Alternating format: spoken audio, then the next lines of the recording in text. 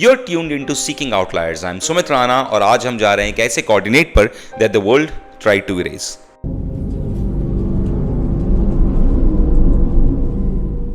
रेगिस्तान अजीब जगह होती है, ये इंसान को माफ नहीं करती। यहां पानी गलती से मिलता है, जमीन मेहनत से और जिंदगी किस्मत से। और फिर भी थार डेजर्ट के बीच कुछ लोगों ने सदियों पहले एक ऐसी चीज कर दिखाई जो शायद होनी ही नहीं चाहिए थी। उन्होंने रेगिस्तान को हरा दिया, ना किसी बड़ी फौज के साथ, ना किसी बादशाह के साथ, ना किसी जादू के साथ, बस पानी, पत्थर और सब्र के साथ। धीरे धीरे उन्होंने एक ऐसा समाज खड़ा किया जहां खेती थी, व्यापार था, दौलत थी। और फिर सब कुछ खत्म हो गया।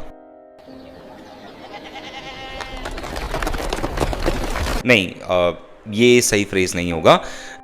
सब कुछ खत्म नहीं हुआ था, क्योंकि आज भी घर खड़े हैं, रास्ते बने हैं, मंदिर खड़ा है, दीवारें खड़ी हैं। जो चीज गायब हुई वो गांव नहीं था, वो थे वहां के लोग। और इसलिए कुलधारा की कहानी इतनी अजीब है, क्योंकि अक्सर जब कोई शहर मरता है तो असर वहां के इंफ्रास्ट्रक्चर में दिखता है। कुलधारा में दीवारें तो बच गई, बस लोग चले गए। तो सवाल ये नहीं है कि कुलधारा भूतिया है या नहीं। सवाल ये है कि एक ऐसा समाज जो फल फूल रहा था, वो अचानक उठकर सब कुछ छोड़कर चला क्यों गया। जब हम इस फाइल को खोलते हैं तो हमें एक नहीं कई सस्पेक्ट्स मिलते हैं, जिसमें है पावर, लालच, राजनीति, एक गुमनाम लड़की, एक जालिम दीवान और फिर कुदरत खुद। लेकिन कहानी की शुरुआत इनमें से किसी से नहीं होती। कहानी की शुरुआत होती है तो सिर्फ पानी से। रेगिस्तान में अक्सर कहानियां कमी की होती हैं, पानी की कमी, खाने की कमी, फल फूल की कमी। लेकिन कुलधारा की कहानी थोड़ी उल्टी है। यहां कमी नहीं थी, यहां कामयाबी थी। पलीवाल ब्राह्मणों ने सदियों पहले एक ऐसा वाटर मैनेजमेंट सिस्टम बनाया था जिसे आज हम खादीन कहते हैं। मॉनसून का पानी जो रेगिस्तान से बहकर निकल जाता था, ये लोग उसको कैद कर लेते थे और फिर उसी पानी से फसल उगाया करते थे। सिर्फ गुजारे लायक नहीं, बल्कि सरप्लस। ये लोग सिर्फ किसान नहीं थे, ये इंजीनियर्स थे, व्यापारी थे, मनी लेंडर्स थे। उनके कारवां जब राजस्थान से निकलते थे तो वो गुजरात और सिंध तक जाया करते थे। कुलधारा कोई छोटा सा रेगिस्तानी गांव नहीं था, ये एक नेटवर्क था। 84 गांव का नेटवर्क, एक पूरी इकोनॉमिक मशीन। इसलिए एक बात समझना बहुत जरूरी है कि जब हम कुलधारा की बर्बादी की बात करते हैं तो हम किसी गरीब, भूखे या बेसहारा बस्ती की बात नहीं कर रहे हैं। हम उन लोगों की बात कर रहे हैं जिनके पास पानी था, पैसा था, टेक्नोलॉजी थी और नेटवर्क था। हर वो चीज थी जो किसी समाज को जिंदा रखती है। फिर भी ये समाज बच नहीं सका। तो कहानी का सबसे पहला सवाल यहीं से पैदा होता है कि अगर रेगिस्तान उन्हें नहीं हरा सका तो फिर किसने हराया। इतिहास का एक पुराना नियम है, जब भी कोई सिस्टम बहुत ज्यादा सक्सेसफुल हो जाता है, किसी ना किसी की नजर उस पर जरूर पड़ती है। तो कुलधारा के साथ भी कुछ ऐसा ही हुआ। जब पाली वालों का नेटवर्क फैल रहा था तो उनका असर भी फैल रहा था। पानी, जमीन, व्यापार, दौलत सब उनके पास था। और दौलत कभी अकेले नहीं आती, उसके साथ आती है अटेंशन। 19वीं सेंचुरी की शुरुआत तक जैसलमेर की रियासत एक मुश्किल दौर से गुजर रही थी। खजाना कमजोर हो रहा था, राजनीतिक दबाव बढ़ रहा था और सिस्टम को पैसे चाहिए थे, बहुत सारे पैसे। तो कहानी में दाखिल होता है एक आदमी, सलीम सिंह। लोग उसे विलन के रूप में याद करते हैं, लेकिन असल में वो तो सिर्फ एक सिम्टम था। एक ऐसे सिस्टम का सिम्टम जो अपनी कमजोरी का बोझ दूसरों के कंधों पर डाल रहा था। शुरुआत तलवार से नहीं हुई, शुरुआत हिसाब किताब से हुई। टैक्सेस बढ़े, डिमांड्स बढ़ी, प्रेशर बढ़ा, ट्रेड रूट्स पर दबाव बढ़ा। और धीरे धीरे कुलधारा को यह एहसास होने लगा कि उनकी कामयाबी ही उनका सबसे बड़ी कमजोरी बन चुकी है। ये कहानी सिर्फ जुल्म की नहीं है, ये कहानी डिपेंडेंसी की भी है। क्योंकि चाहे आप कितने भी अमीर हो जाओ, कितने भी पावरफुल हो जाओ, आप फिर भी उस सिस्टम के अंदर रहते हो जो आपसे ज्यादा ताकत रखता है, स्टेट। पाली वालों ने रेगिस्तान को तो समझ लिया था, लेकिन एक चीज थी जिसे वो कंट्रोल नहीं कर सकते थे, वो थी पावर। और फिर लोक कथा के मुताबिक एक ऐसा वाकया हुआ जिसने पूरी कहानी का रुख ही बदल दिया। एक लड़की, एक नाम जो इतिहास हो चुका है, और एक डिमांड जिसे सुनने के बाद कुलधारा के पास कोई आसान रास्ता नहीं बचा था। टैक्स सह लिया जाता, नुकसान सह लिया जाता, पर बेइज्जती, उसका हिसाब अलग होता है। हिस्ट्री भी बहुत अजीब होती है। कभी कभी वो राजाओं का नाम याद रखती है, उनकी जंग याद रखती है, उनके किले याद रखती है, और फिर कुछ लोगों को भूल जाती है पूरी तरह।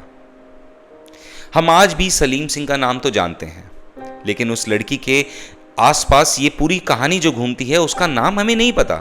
लोक कथा के मुताबिक वो कुलधारा के मुखिया की बेटी थी। बस इतना ही पता है हमें। ना उसका नाम, ना उसकी आवाज, ना उसका चेहरा, सिर्फ एक जिक्र, एक परछाई और एक याद। लेकिन उस रात को समझने के लिए हमें उसे देखना पड़ेगा एक इंसान की तरह, ना कहानी के किरदार की तरह, ना सुनी सुनाई बातों की तरह, बल्कि एक जिंदा इंसान की तरह। शायद उस शाम को वो अपनी मां के साथ बैठी हो, शायद अगली फसल की बात कर रही हो, शायद अपनी शादी के सपने देख रही हो, शायद उसे लगता हो कि कल भी आज जैसा ही होगा। कल सुबह होगी, चूल्हा जलेगा, पानी भरा जाएगा, बाजार खुलेगा और जिंदगी अपनी रफ्तार से चलती रहेगी। पर उसे क्या पता था कि उस वक्त उसकी किस्मत का फैसला कहीं और लिखा जा चुका है। दोपहर ढल रही थी, गर्मी अभी भी पत्थरों में कैद थी। तब गांव के बाहर घोड़ों की टाप सुनाई दी। 1, 2, 3। लोगों ने सर उठाकर देखा, क्योंकि ऐसे सवार खुशखबरी लेकर नहीं आते। पैगाम पढ़ा गया और उस पैगाम में कुलधारा के लिए कोई सवाल नहीं था, सिर्फ हुक्म था। सुबह तक लड़की को दीवान के हवाले कर दिया जाए, वरना अंजाम बुरा होगा और बहुत बुरा होगा। यहां रुककर एक बात समझना जरूरी है। टैक्स का नुकसान पूरा किया जा सकता है, फसल, व्यापार सब दोबारा खड़ा किया जा सकता है, लेकिन कुछ चीजें वापस नहीं आती। आपका सम्मान।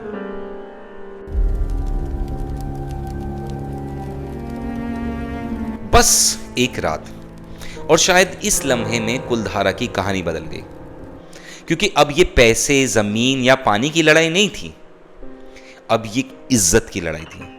और जब किसी समाज की लड़ाई इज्जत तक पहुंच जाती है, तब फैसले हिसाब से नहीं लिए जाते, तब फैसले कुर्बानी से लिए जाते हैं। सूरज डूब चुका था और कुलधारा के पास फैसला करने के लिए सिर्फ एक रात थी। हम अक्सर सोचते हैं कि सिविलाइजेशंस जंगों में खत्म होती हैं, तलवारों से, तोपों से, आग से। लेकिन कई बार एक सिविलाइजेशन एक खामोश बैठक में भी खत्म हो सकती है। उस रात कुलधारा में शायद ऐसी ही एक बैठक हुई। पालीवाल समाज का अपना लोक पंचायत सिस्टम था। कुलधारा अकेला नहीं था, उसके साथ थे उसके नेटवर्क के 84 गांव। जैसे ही पैगाम पहुंचा, वैसे ही संदेशे निकल गए, अंधेरे में और सन्नाटे में। एक गांव से दूसरे गांव, दूसरे से तीसरे और तीसरे से फिर चौथे। रात बढ़ रही थी और वक्त कम होता जा रहा था। सोचिए, उस रात को एक तरफ एक लड़की थी और दूसरी तरफ था पूरा समाज। एक तरफ घर, जमीन, दौलत, मंदिर, खादीन, कुएं, बरसों की मेहनत, दूसरी तरफ स्वाभिमान। यह फैसला आज हमें आसान लग सकता है, लेकिन उस वक्त नहीं, बिल्कुल भी नहीं। क्योंकि कुलधारा के लोग गरीब नहीं थे, उनके पास खोने के लिए बहुत कुछ था। हर दीवार में मेहनत लगी थी, हर कुएं में पीढ़ियां लगी थी और खादीन में सदियों का तजुर्बा लगा था। ये सब छोड़ देना सिर्फ माइग्रेशन नहीं था, ये अपनी पहचान को मिटा देना था। और फिर एक और सवाल सामने आया, क्या एक लड़की के लिए 84 गांव अपनी दुनिया छोड़ देंगे, या एक लड़की को बचाने के लिए 84 गांव अपनी दुनिया छोड़ देंगे? दोनों सवालों में फर्क छोटा है, लेकिन मतलब पूरी तरह अलग। क्योंकि उस रात वो लड़की सिर्फ एक इंसान नहीं थी, वो लड़की एक सीमा थी, एक लकीर, जिसके उस पार समझौता था और इस पार था स्वाभिमान। कोई नहीं जानता उस बैठक में क्या कहा गया, क्योंकि उस बात का कोई रिकॉर्ड नहीं है, कोई मिनट्स ऑफ द मीटिंग नहीं है, सिर्फ नतीजा है। और नतीजा ये था, हम अपनी बेटी नहीं देंगे, हम झुकेंगे नहीं, हम किसी से हम बिकेंगे नहीं, हम अगर इज्जत से रह नहीं सकते तो हम यहां रहेंगे ही नहीं। जब आधी रात गुजर चुकी थी तब तक फैसला हो चुका था। कुलधारा बचने वाला नहीं था, कुलधारा जाने वाला था। उसके बाद जो हुआ शायद वही कुलधारा की कहानी का सबसे दर्दनाक हिस्सा है, क्योंकि फैसला लेना मुश्किल था, लेकिन फैसला जीना उससे भी ज्यादा मुश्किल। अब आप ये सोचिए कि आपको कहा जाए कि सुबह होने से पहले आपको अपना घर छोड़ देना है, और वो भी हमेशा के लिए। कितनी चीजें साथ ले जाओगे? अनाज ले जा सकते हो, पैसा ले जा सकते हो, गहने ले जा सकते हो, लेकिन यादें? वो चूल्हा जहां रोटियां बना करती थी, या वो आंगन जहां शादियां हुआ करती थी, उन्हें कैसे साथ ले जाओगे? उस रात कुलधारा में कोई नहीं सोया, हर घर में दिए जल रहे थे, हर घर में फुसफुसाहट हो रही थी, और हर दिमाग में एक ही सवाल घूम रहा था, क्या हम वाकई जा रहे हैं? क्योंकि इंसान घर नहीं छोड़ता, इंसान सिर्फ उम्मीद छोड़ता है, और उस रात कुलधारा उम्मीद छोड़ रहा था। आधी रात के बाद चलना शुरू हुआ। ना ढोल, ना मशाल, ना अलविदा, सिर्फ रेत पे चलते खामोश कदम। पहले एक परिवार, फिर दूसरा, फिर तीसरा, और धीरे धीरे पूरा गांव। आज भी कुलधारा की दीवारें खड़ी हैं, और शायद इसीलिए ये जगह इतनी बेचैन करती है, क्योंकि जब हम किसी बर्बाद शहर को देखते हैं तो हमें उसकी मौत नजर आती है, लेकिन कुलधारा में मौत नजर ही नहीं आती। वहां नजर आती है तो सिर्फ खामोशी। सुबह हुई और अब एक गांव नहीं रहा, बस रेगिस्तान के बीच सिर्फ पत्थर खड़े रह गए। या कम से कम कहानी हमें बस इतना ही बताती है कि वहां था एक जालिम दीवान, एक अल्टीमेटम, एक रात, एक माइग्रेशन। और अगर हम यहीं रुक जाते तो शायद कुलधारा की फाइल यहीं बंद हो सकती थी। लेकिन एक दिक्कत है, कुछ चीजें इस कहानी में ठीक से बैठ नहीं रही हैं। क्योंकि जब लोग जुल्म से भागते हैं तो अक्सर पीछे बर्बादी छोड़ देते हैं। जली हुई दीवारें, टूटे हुए घर, लूटपाट के निशान। लेकिन कुलधारा की दीवारें आज भी खड़ी हैं, उसका वाटर सिस्टम आज भी पहचाना जा सकता है, और उसकी प्लानिंग आज भी नजर आती है। जैसे लोगों ने गांव को तबाह नहीं किया, बस उसमें से जिंदगी निकाल ली। और वही सवाल पैदा करता है कि क्या वाकई सब कुछ उस एक रात में हुआ था, या फिर कुलधारा की कहानी में एक और चैप्टर भी था। 200 साल बाद जब आर्कियोलॉजिस्ट और जियो साइंटिस्ट ने इस इलाके को दोबारा देखना शुरू किया तो कुछ और कड़ियां सामने आई। जमीन के अंदर, पानी के रास्तों में और उन सिस्टम्स में जिन पर कुलधारा की पूरी दुनिया टिकी हुई थी, एक अर्थक्वेक।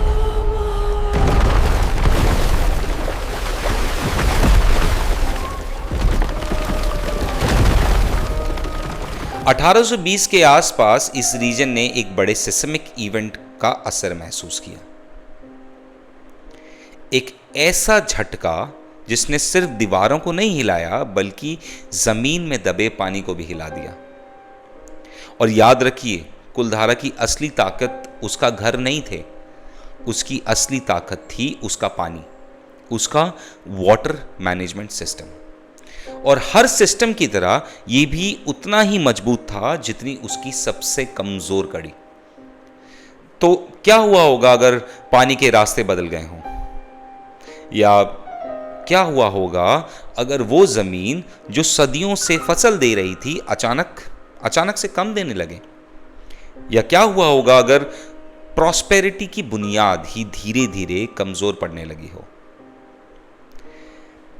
ये हम जान ही नहीं सकते, लेकिन शायद यही सबसे दिलचस्प बात है, क्योंकि सिविलाइजेशंस अक्सर अचानक से नहीं मरती। पहले एक दरार पड़ती है, फिर दूसरी, फिर तीसरी, और फिर एक दिन कोई आखिरी धक्का लगता है। तो क्या सलीम सिंह कातिल था? शायद, कम से कम लोगों की यादों में तो वही कातिल है। लेकिन जब हम 200 साल बाद इतिहास के पन्ने दोबारा पलटते हैं तो लगता है वो अकेला नहीं था। हो सकता है एक जालिम राजा के फैसले ने मजबूर किया हो, लेकिन हो सकता है कुदरत ने उस फैसले को मुमकिन भी बनाया हो। और शायद इसीलिए कुलधारा का राज आज भी जिंदा है, क्योंकि आखिर में सवाल ये नहीं बचता कि कुलधारा को किसने मारा। सवाल ये बचता है कि जब एक समाज अपनी सीमा पर पहुंच जाता है तो उसे तोड़ता कौन है, एक आदमी या हजार छोटी छोटी दरारें जो सालों से जमा हो रही होती हैं। आज जब लोग कुलधारा आते हैं तो अक्सर एक ही सवाल पूछा करते हैं, क्या यहां पर भूत हैं? शायद, या शायद नहीं। लेकिन मुझे लगता है कुलधारा का असली साया किसी दीवार में नहीं रहता, किसी गली में नहीं रहता, किसी खोखले मकान में नहीं रहता। वो रहता है एक फैसले में। हम सब अपनी जिंदगी में समझौते तो करते हैं, कभी अपनी खुशी के लिए तो कभी अपने परिवार वालों की खुशी के लिए। लेकिन हर इंसान की तरह हर समाज की भी एक सीमा होती है, एक ऐसी लकीर जिसके बाद समझौता मुमकिन तो हो जाता है लेकिन कबूल नहीं होता। शायद कुलधारा उस लकीर तक पहुंच गया था। हम नहीं जानते उस रात बुजुर्गों ने क्या कहा, हम नहीं जानते कितने लोग रोना चाहते थे या कितने लोग रहना चाहते थे। हम सिर्फ इतना जानते हैं कि सुबह होने तक उन्होंने अपना फैसला सुना दिया था। न जंग, न बगावत, न खून। फिर भी कुलधारा की कहानी हार की कहानी नहीं लगती, कीमत की लगती है, क्योंकि उस रात उन्होंने अपनी जमीन खो दी थी, अपना घर खो दिया था और अपनी मेहनत खो दी थी। लेकिन शायद उन्होंने कुछ बचाया भी, अपना सर। और शायद इसीलिए 200 साल बाद भी कुलधारा खाली होते हुए भी खाली नहीं लगता, क्योंकि कुछ जगहों को लोग जिंदा रखते हैं और कुछ जगहों को लोगों के फैसले। मैं सुमित राणा हूं और नक्शे के अगले कोऑर्डिनेट पर एक और दास्तान इंतजार कर रही है। See you at the next outlier.